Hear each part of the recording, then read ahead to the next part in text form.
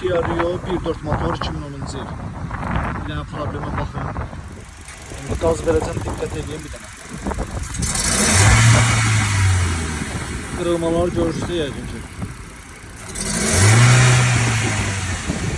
Qaz verəndə normal obrot yoxdur, amma burada qırılmalar olur. Problemin səbəbini göstərəcəm sizə. Problemə baxın. Müştük yandan bırakır, bu problem ona görədir. İndi müştük dəyişiləcək, sveçalarda dəyişəcək, normal vəziyyətə dönəcək, axırda paylaşacağım, baxarsınız. Bu olmalı deyil. Səbəbkar budur, bax. Bütün problemin səbəbi budur. Bunlar tək-tək satılmır, belə kompleks şəkildə satılır. Bu xarab olan dəyişiləcək. Bunlardakı zapasa arxaya qoyulacaq, nə vaxtsa xarab olduqca bir-bir dəyişiləcək. Sveçalarda orijinal sveça ilə əvəz olunur.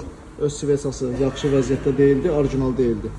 Ona görə orijinal sveça ilə dəyişirik ki, normal vəziyyətdə işləsin.